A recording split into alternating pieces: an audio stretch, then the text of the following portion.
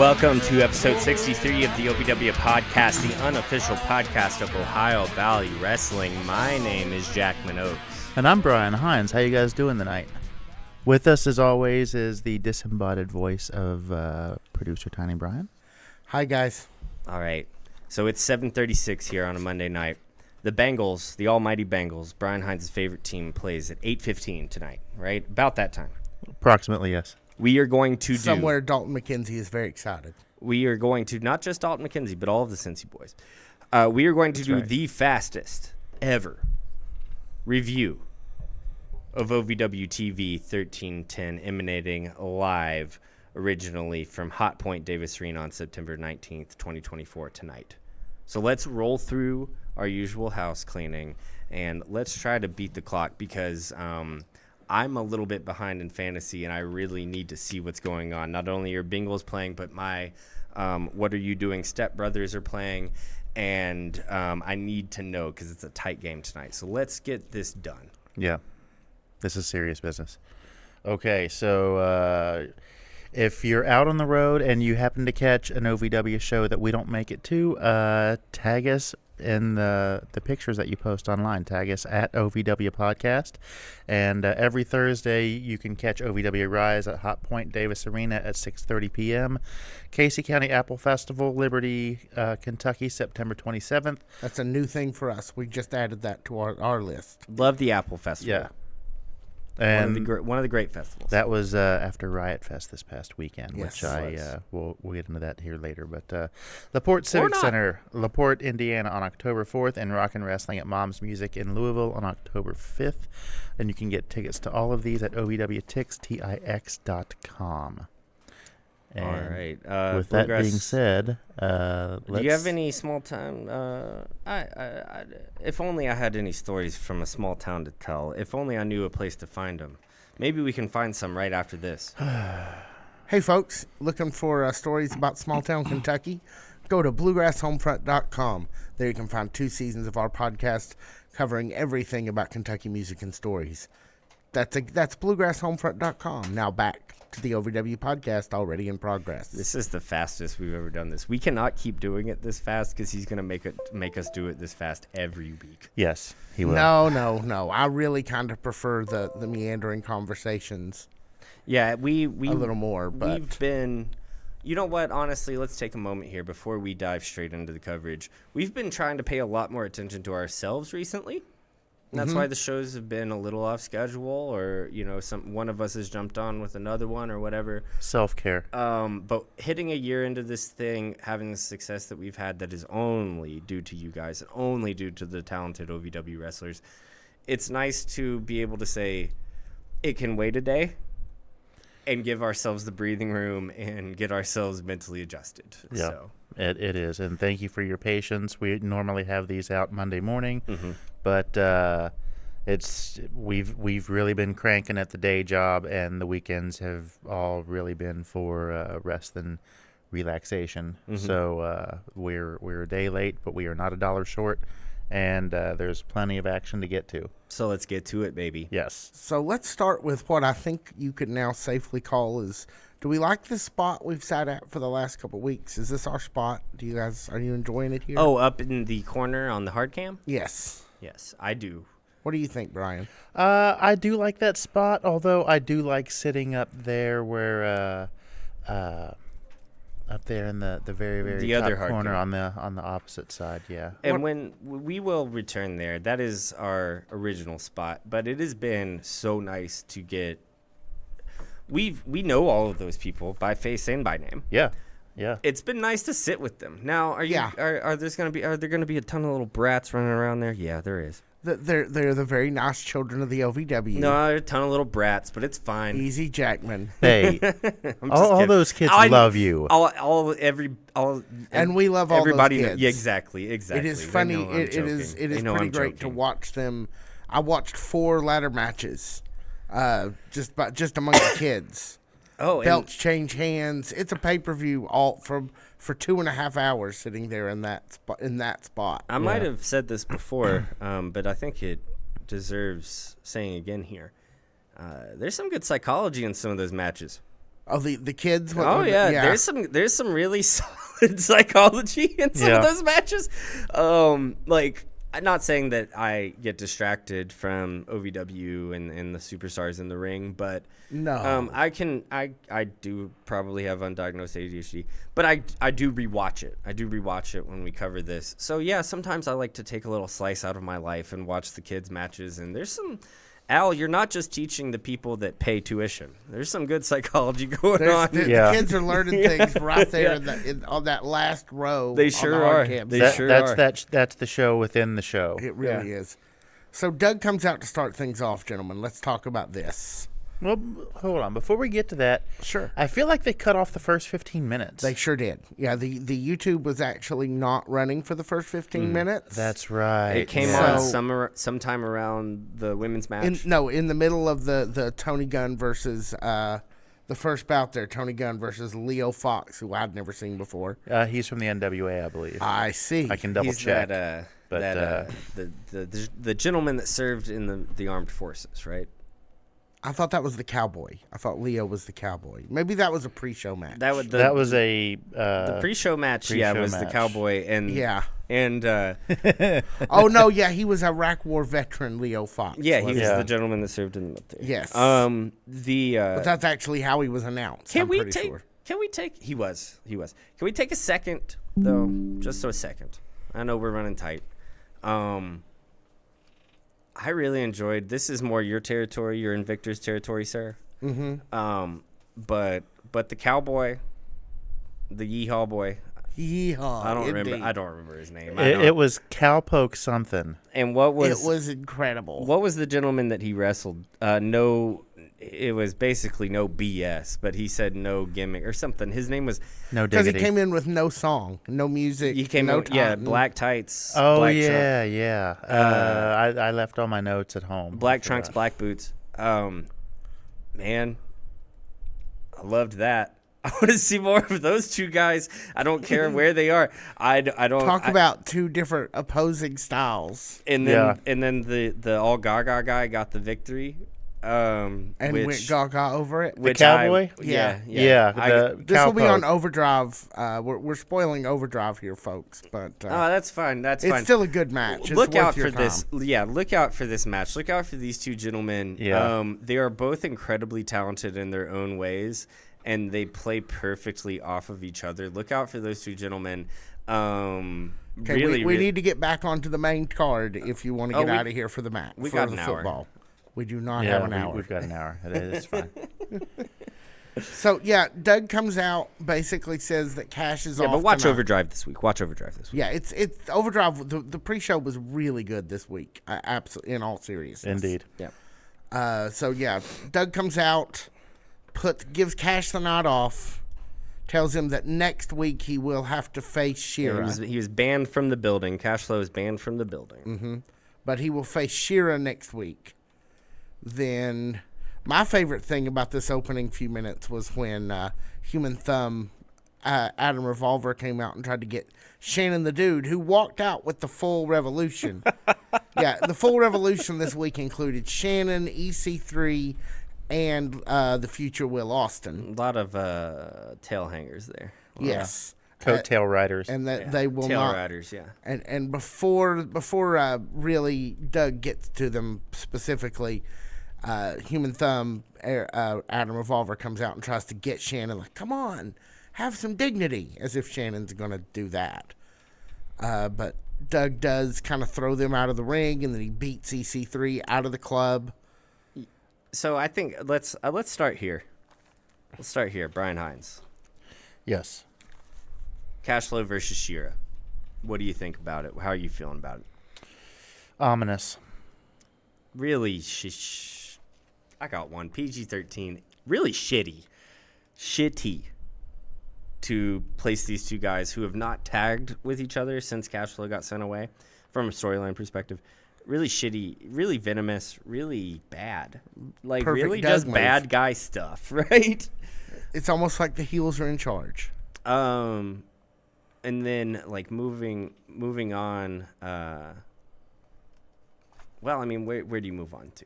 Like, what do you move on to? That's going to be the next title match that we see two guys that love each other I did love the coattail riding from Shannon the Dude, and you know, he's just I'll stand in the back, nobody will notice. And here's the thing too about that is like, is there trouble in paradise between Adam Revolver and Shannon the Dude? Is there paradise between Adam Revolver and Shannon the Dude? That was going to be my question exactly. It seems that there is trouble in paradise. It's always been paradise between those two. To cut it out of kayfabe a little bit, Adam trains Shannon. Oh, well, there's that. Like, they are tight knit in and out of storyline. They are friends. Mm-hmm. Thick as thieves, I tell you. Thick as thieves, right? So interesting. Are we heading toward Adam versus Shannon? Like, are we like? Is Adam Revolver? Could dream. Because here's the thing: Shannon the Dude will not be a face. Could Adam Revolver be? I guess. I don't know. This is all just like wild speculation. But to speak to your point, these guys have been intermingled for a long time. In like 5 groupings. Yeah, Adam trains Shannon. Like, this is interesting stuff here. It makes you wonder. He also, of course, Will Austin is out. I think we both predicted that last week. Yeah, Will was just in it for Will, and that was recognized by the Revolution, and he was told promptly to piss right off. Will Austin is the Starscream of OVW. Have I mentioned that? Yes, I've heard that. I don't get that joke. But what we didn't guess, Transformers. the commercial that y'all watched in the 80s. No, I like Transformers. Is fine. I know. There's still a movie coming out soon, so it's out now in theaters. Then there you I'm going to go watch it. I will tell you 2 people that are very excited to see it, and they're both last name Woodard. We're right over here, guys. But what we did not predict and what we didn't see coming is not only EC3 arriving, being there, showing the belt, being a belt less, as Doug pointed out. Yeah. And assuming that he was in the Revolution, but getting beat down by the Revolution and sent out the side door just like everybody else in the OVW locker room. Okay, my first take on that is this is the first time Dude has actually showed up for work on time since we've been doing the podcast, and you beat his ass down?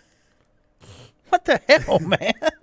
Any other time it's, shitty cell phone, poorly promo, videos, or some kind of pre-recorded nonsense. Off, and it's like, okay, I'm here on time. Yeah. Top of the show, first promo. I'm with my group. I'm where I'm supposed to be. And then blammo.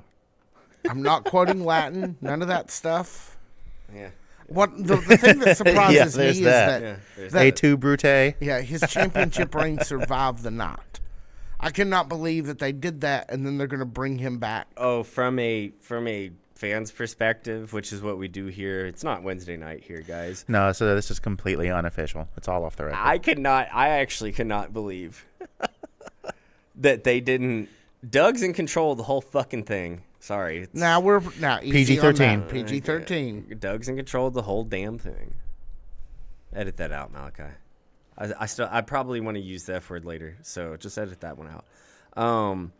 And they didn't just call a match, like get a ref out there, 1, 2, 3, take the belt off of EC3.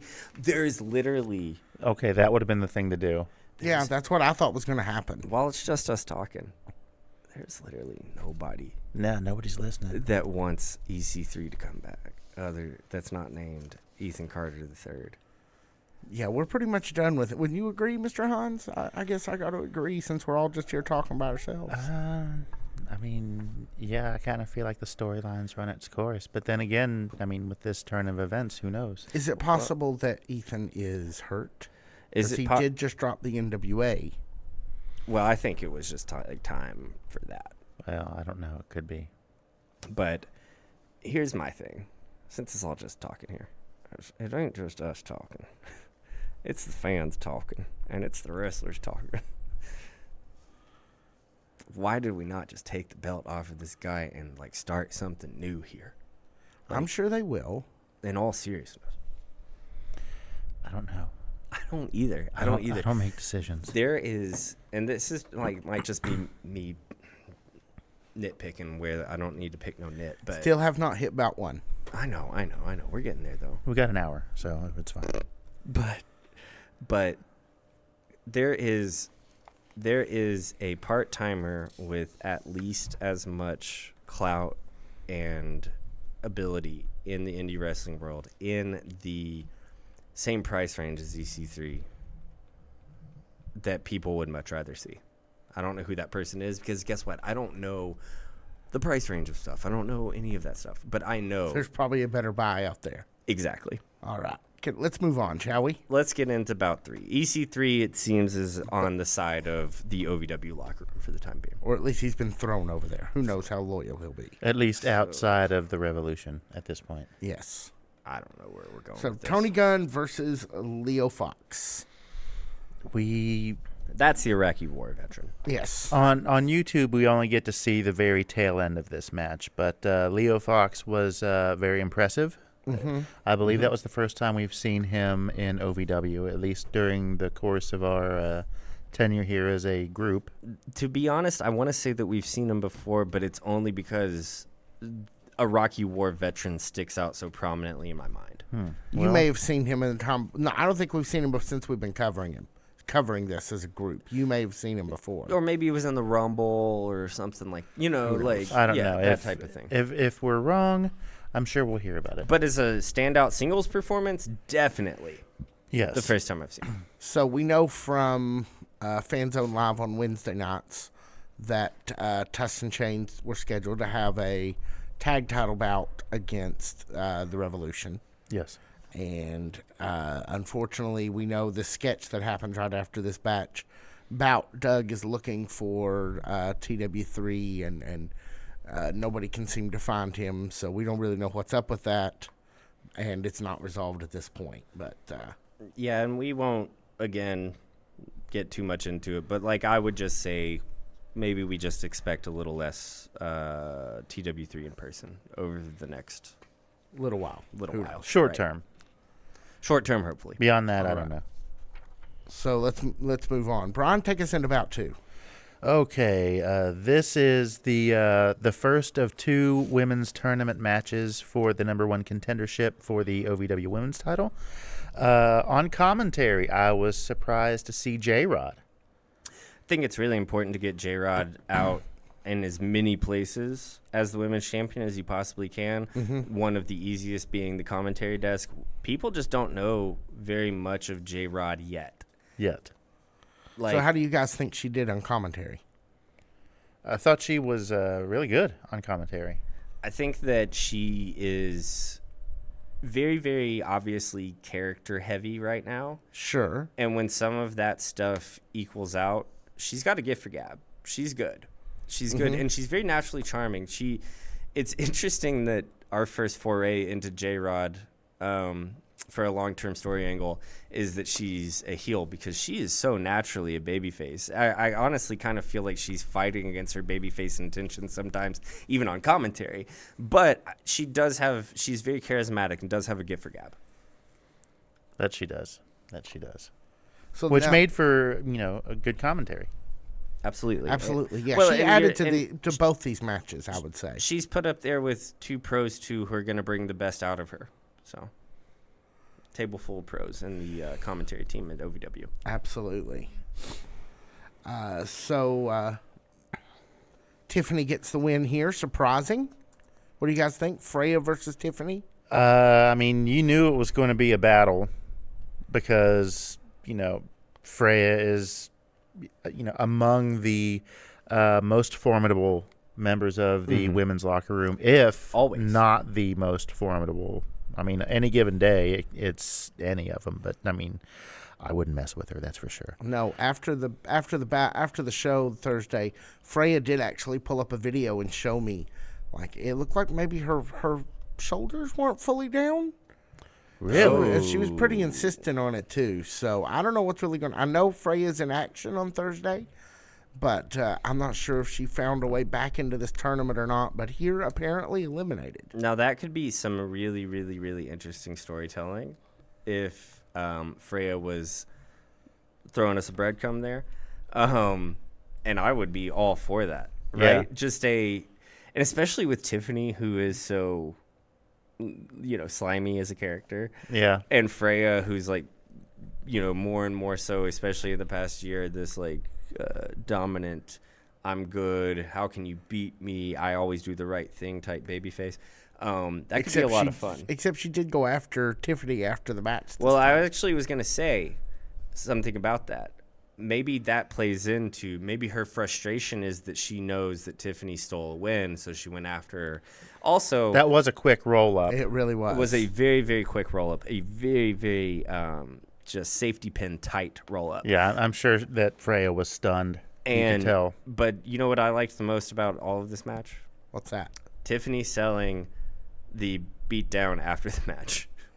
It was so good. She looked so hurt. Her face when she got lifted up and the scream that she made.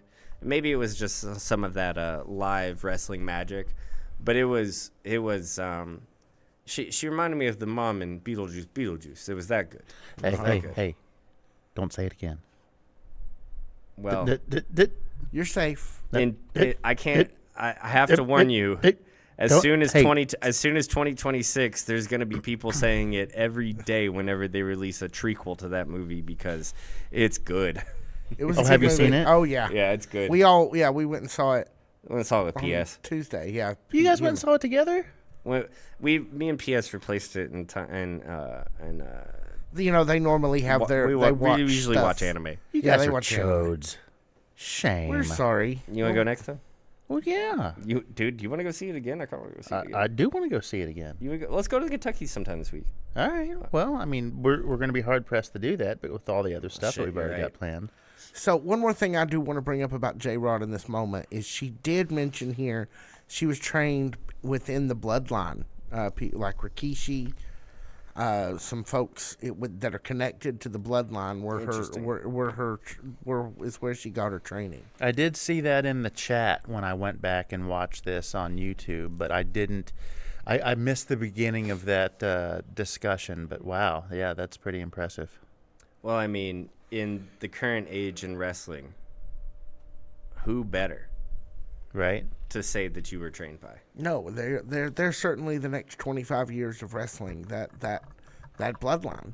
Well, I mean, and so in part, than Connecticut. No, here's the thing, man. In part, she was possibly trained by Beetlejuice.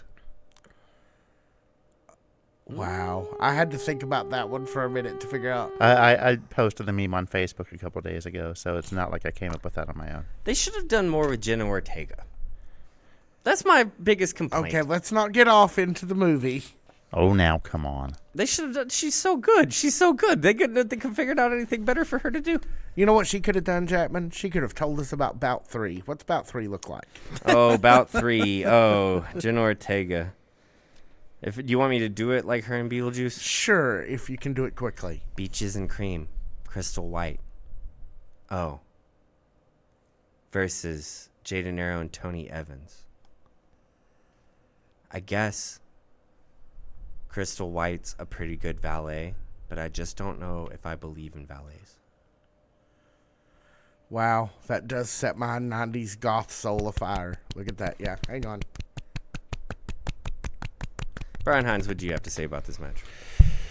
Seriously, they just made her do the Winona Ryder character. They gave her a part. They gave her a part instead of writing a part for her. Jenna Ortega's a star. But it worked out well. Jenna Ortega's a star. Let her be a star. Jackman. What did you think of this match, Brian? I mean, I figured it would have been a longer match, but it was relatively short. Beaches and Cream came out with the whipped cream that seems to be the new gimmick. The new gimmick, yeah. Mostly popular with most people. Either the people really like it or they really, really, really don't. Week 1. And I think it's hilarious when the people do not. Week 1, hated it. Was kind of skeeved out by it. Week 4, love it. Yeah. People are like, hey, bring it over here. I mean, we may take some whipped cream with us on Thursday when we go. Wait, just kind of get it going. Okay, maybe not. I will Maybe the probably fourth- buy my own whipped cream because they have pumpkin spice whipped cream out now. They So I sure will do. probably go and buy some of that after My, we leave here, if there's time before the game starts. so Beaches and Cream gets When the I win. was younger, I used to buy a lot of whipped cream, but by the time I was done with the canister, you could never get the cream out. Oh, my Lord. Okay. Yeah. Beaches and Cream get the win here. Afterwards, Jay De Niro gets creamed. They give him the Sunday treatment. They really do. They Is that PG-13? I mean, they just fill his mouth with whipped cream. What are you talking about? I just was asking. Okay. Brian, Yep. let's talk about the main event of hour one. So this is the aforementioned tag team championship match between AJZ and Dalton McKenzie, and it was scheduled to be Tusks and Chains. And as we saw earlier in the program, TW3's whereabouts were unknown, and that kind of puts Donovan in an awkward spot. How are you going to go for the tag team championships by yourself?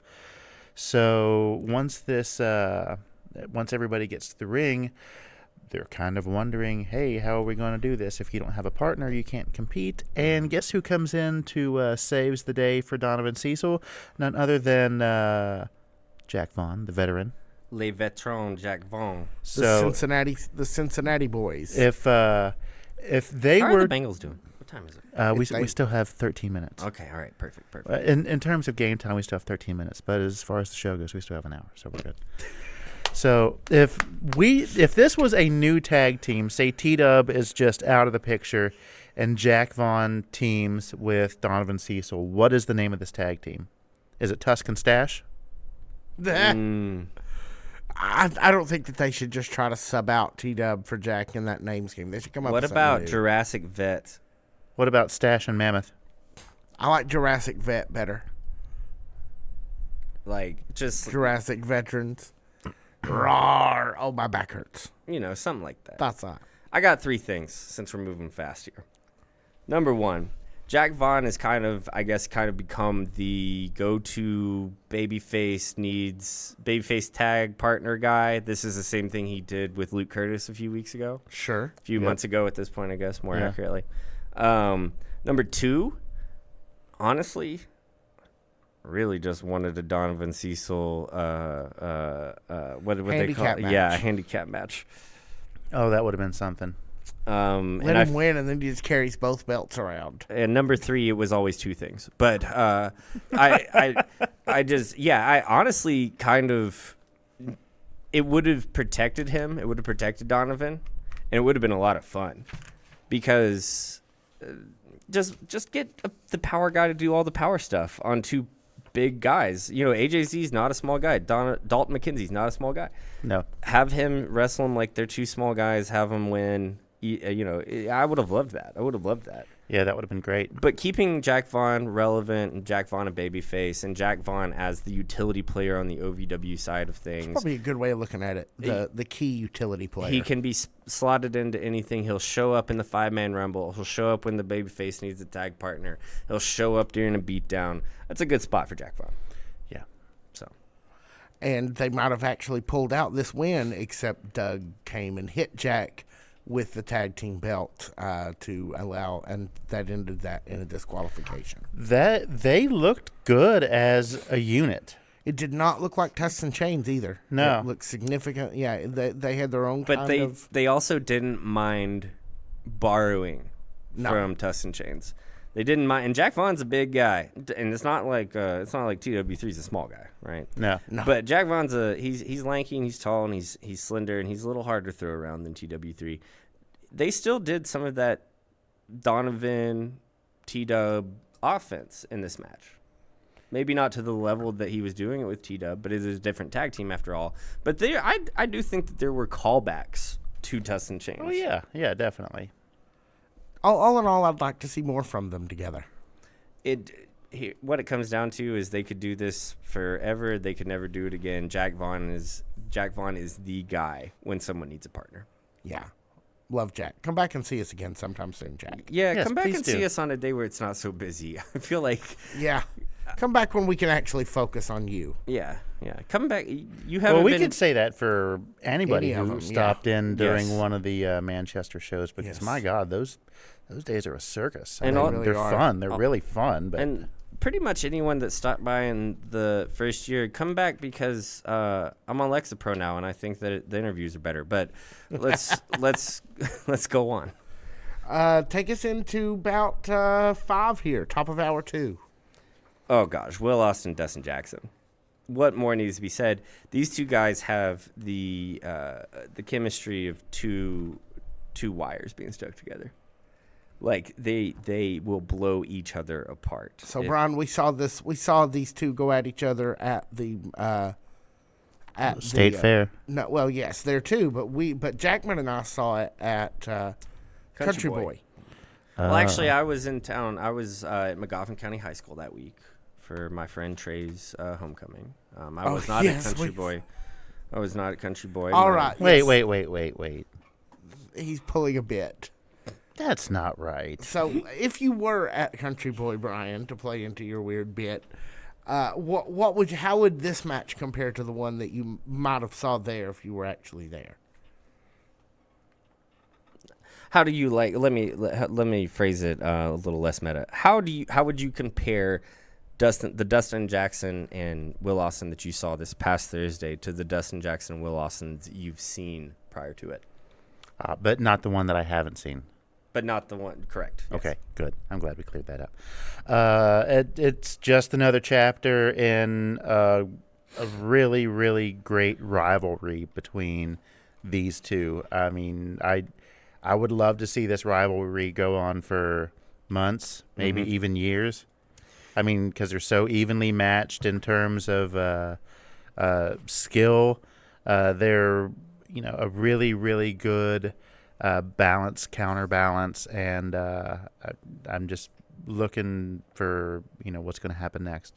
I think what this means to me ultimately is probably something that OVW, the people in charge at OVW already know, is Will Austin is the premier babyface making machine. And now babyface is different than a baby making machine.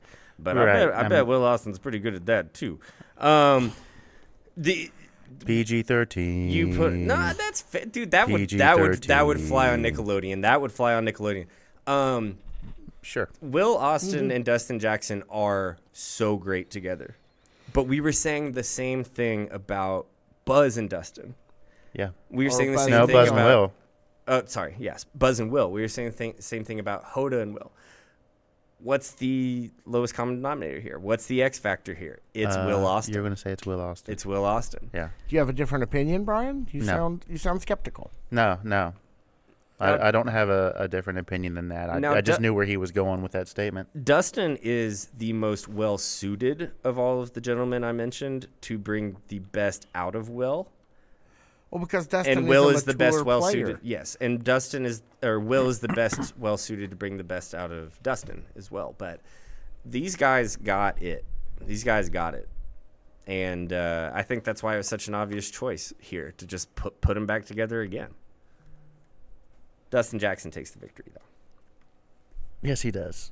All right. Just for a moment here, let's take a moment, and I want to give Doug some credit. Because what I was afraid of when the Revolution showed up and kind of took over everything, I was afraid we weren't going to see wrestling.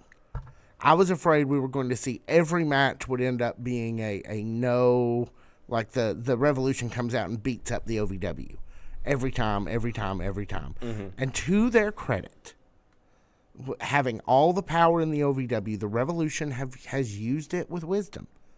And it's not that we've never seen any eruptions, but it's wrestling. We always see no finishes. But I don't feel like Doug has allowed this to go off to the point where we're not seeing a good wrestling show when we go. I blame the leather. Is that it? Because I do want to get slightly meta for a moment. Let's get slightly meta for a moment. With 7 weeks off, 8 weeks off, whatever it was, they had no way to build heat. So they had to stack on a bunch of heat in a week, 2 weeks, right? Which they did. They did really effectively. All of the heat that we've been feeling, really, since then, has been complete dread. Mm-hmm. Unless you're down with the revolution. Right, Then it's right. just your joy. But if you're an OVW person, and I tend babyface, I really do, like, I've had people ask me, you know, who are your favorite wrestlers? And it's like Big Boss Man and Kurt Angle. Like, and people are like, you're the, like, you're the socialist, like, anti-authoritarian, anti-American. And I'm like, well, I'm not anti-American, but I like baby faces. I love baby faces. I love guys that do justice and law and order, and I love baby faces. The heat that the revolution had was dread. It was all built out of dread. It was all built out of, oh my gosh, I'm going to have to see these guys be obnoxious every week, week in and week out, with all of the belts all the time. And in 2 weeks' time, they've lost 2 pieces of their armor. We'll get into one later. And I think that's where the magic of this angle is that they've given enough hope to the OVW side of things to assume that, hey, we might just all be all right. And they've breathed a lot of life into the angles and the stories that they can tell by giving that little bit of reprieve, that little bit of breathing room to the OVW audience. What do you think, Brian? Think he's got it surrounded? Not entirely, no. I do feel like giving the belt. I feel like they're spending the capital that they built up with the revolution awfully fast. But I think I think the crux of my argument is that they had to. What do you think, Brian? Do you think they could have dangled this over us for a few weeks and just let would you have been could you have gotten satisfying programs out of that? If it was just a couple weeks? Or if it would have gone on for several months? The conventional wisdom, or at least what I thought was going to happen, is that we'd go like this basically to the next pay-per-view. Correct. And then we would lose one belt in that pay-per-view, maybe. Well, see, here's the thing. You know, when Crixus got hurt, something's going to have to happen. So, I think giving Cashflow the belt when he's on an international TV show and is kind of becoming the breakout star of that show, making sure that he has that belt to take on every interview, is just smart business. Well, okay, I don't disagree with you. So are we kind of like skipping ahead to the end of the thing? I was just kind of paraphrasing. Is this like a sidebar? Yeah, we're just on a sidebar. Yeah, this is a sidebar. We got an hour. So here's an interesting thought. And I don't disagree with anything you just said. I don't disagree with anything you just said. But I had a what-if moment earlier that stemmed from our interview with Cash. Okay. And what people we talked to at Davis the night before had to say about, you know, the previous night's show, because we were there the night that Cashflow won the title. Right. Cashflow came in and talked to us that very next day, less than 24 hours later. Right. With that being said, the people at Davis Arena said that Cash was acting a little different. Cash was looking a little different. When he came to see us, Cash looked a little bit different than he had the last time. Yeah, he looked like a star. Wouldn't it be interesting if Cash won the belt and then joined the Revolution? Swerve. I mean, I'm not saying it will happen. I'm not saying it won't. In a world of wrestling what-ifs, what does that look like? Because it would be if you've got the guy from, you know, the biggest premiere that came out, was it last week? I mean, Tulsa King, like the biggest show on TV right now. Yeah. He wins the gold, and then he turns on the OVW locker room? I mean, I hope that doesn't happen, but would it make for great TV in the absence of their newly returned and crowned Scottish War Machine? So I actually think that it's going a different direction. Okay. I think it's, while we're, what's that word? Legacy? No. Oh, it Pinata. starts with a P. No, different P word. Oh. Prosticulate. Was Proselytize? Yeah. I'm not gonna try Proboscis. I'm not gonna try to proboscis this. But Okay. You hear him? He's not going to prohibition this. no prohibition here. No diggity. I think Sheer is gonna turn on Cash on Thursday. Well, yeah, I mean, he does. It is a fight for the belt. Yeah, that is the other way it could very possibly go. I just kind of, I mean, I don't know. And I feel like the Revolution is not going to go quietly into the night after losing a belt 2 weeks in a row. I think something's going to happen. I agree with you. I just don't know what it is. I'm looking at it from the other side of the room. And I really don't want to try to pomegranate here, but I really think Sheer is gonna win the belt. Let's pick this up on Wednesday when we go official and do predictions. Probably. Let's jump back in. Potentially. And get back to the second bout of the women's number one contenders tournament. Please. With J-Rod back at commentary. It is Angelica Risk versus Hollywood Haley J. And Angelica tried to bite J-Rod on the way to the ring. It was fun. Periodontal. I know. I was trying to think of something. Yeah, I know. Gosh, that's so nuts. Pseudoscience. That Phlebotomy. it's the problem with both of those last Is two the is they wrong start kind of with P. a P, but they aren't the Not P that that in P. the game. Yeah. Another P. Press to digitate.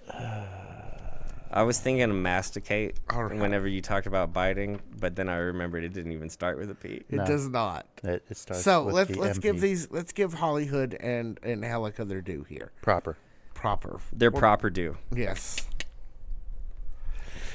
They deserve mean, it. No, yeah, okay. Look, we said that this was going to be the fastest one ever. It might end up being that. We still have an hour, though. We still have an hour. Yeah. And, I mean, to quote Tiny Brian, you put it the best. Let's give these ladies their proper due. What a match. Yeah. Angelica Risk, the baby face. Love it. The stink face. The stink face, yeah. Yeah. Well, she wasn't trained by Rikishi. That was J-Rod. But she was doing a lot with her butt. There was a lot of stink faces this week. Like the Luscious Lawrence. Luscious Angelica Lawrence, Risk. he loves the stink face. Angelica Risk loves the stink face. Yeah. Matthew loves Angelica Risk. None of these things are related. But what's up, Matthew? Love you, bro. These two girls are two of the most serious like competitors in OVW, Yes. and they don't mind to whip a little ass. They don't mind to get a little dirty, and in that way, they kind of are the perfect foil for each other. And to make it outside of the world of OVW, we know Haley's going to be gone for a little while or whatever, and has been gone for a little while, and maybe that holds up, and she's got other bigger bookings other places. Maybe that holds up some of her progress inside of Ohio Valley Wrestling. But Angelica Risk seems to be gaining more and more prominent bookings, and if you're going to place someone in a more and more prominent spot like Angelica Risk, why not have her beat someone like Hollywood Haley J in a tournament? I would like to point out that J-Rod seemed to take a liking to Angelica Risk. I think that Quite a there's a lot. I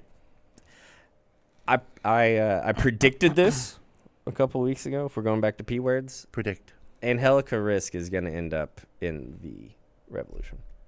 Well, what happens if she wins the women's tournament and has to wrestle J-Rod for the belt? Finger poke of doom. Think so? Something like it. The pull my finger of doom. Now that would have very different implications. That's scary, actually. Well, I mean, Angelica does advance in the tournament with the win here. Could you pull this one? No, thank you. All right, great. Let's not. I don't have you mic'd properly for it. Do we have mics for that? I mean, I have mics for everything. Really? Let's get into our main event. Everything. Everything. Probably. The OVW Rush Division Championship. Champion Jay Manola Vencia representing the Revolution versus the fanny pack man, Cal Hero. Is he still the? I don't know what to call him. The fanny pack kid. If he doesn't have just, a fanny pack. I'm a grown man now, Cal Hero. To quote the late great Jim Ross, He's not late. To quote Jim Ross, voice of wrestling. Easy. Whenever Jungle Boy was coming up through AEW, Jim Ross would always call him Jack Perry. And he would get flack for that. And Jim Ross said, well, what do you want me to call him when he's 30? Jungle Boy? Jungle Man? What do you want me to call him? Cal Hero's dealing with that. We don't talk about the other stuff here. Cal Hero's really dealing with that here. Is he the fanny pack kid anymore? No, he's not. He's just Cal effing Hero. Yeah, I kind of like that. Cal and the effing stands for fabulous. Well, I don't want to know because Cal effing Hero sounds too much like Seth freaking Rollins. Yeah, and my God, he don't like the swearing anyway. Listen, Cody, I'm gonna come over there. Remember Seth? Why is Seth Rollins such a good wrestler and such an annoying person? I don't know. It's the laugh. Cody, Brian Hines, what do you think about Cal Hero in this match? What do you think about Cal Hero versus Jay Manola Vencia? I mean, we've been doing this for a little over a year, and I think that was, even with going all the way at the Nightmare Rumble, which was impressive. Mm-hmm. This is Cal Hero's finest match. Yes. This is definitely turning into the year of Cal Hero. Yeah. I won't. There's a couple of matches that I maybe because they're stipped up, and that's what Cal's so good at, right? Is these big stipped up matches, and this match was stipped. This match was stipped up as well, but on a Thursday night, Cal Hero's finest match. Yeah. Even better than that Four Corners match against Adam Revolver. That was great. Man. That was fantastic. That was great. Yeah. If you watch one match from this week, make sure it's this one. I don't think that you can understate not only the athletic ability and the storytelling ability of these two men in the ring this night for the Rush division, but what can also not be understated is the immense amount of trust that these two men walked outside of the backstage area into the ring having in each other. These were the hardest chair shots I've seen anywhere. And they weren't like they weren't to the head, obviously. Al doesn't do that. We don't do that at OVW. I don't want to see that. I don't want to see either one of these guys who I know personally and who I shake hands with get concussed. I don't want to see that. No. But as far as brutal headshots, I've been to GCW. I've been to these BS indies. I've seen plunder matches, man. I've seen light tubes. I've seen tables and ladders and chairs. I've seen it. This was the hardest plunder shot I've ever seen in my life between these two gentlemen. The receipt between these two. First, Jamin beating up Cal with the chair, then Cal beating up Jamin with the chair. There's just no BS here. This was. I don't know. This was amazing. Can we talk about the plunger? Another P word. That was fantastic. That was incredible. That was the Three Stooges moment of the night for me. Well, I loved it. I'm glad that you mentioned that because this match literally had everything that wrestling should have and everything that wrestling can have. It had comedy, the plunger spot. While we're talking about the plunger spot, it was not... there was no lack of preparation in the fact that it stuck perfectly to the side of Jamin's head.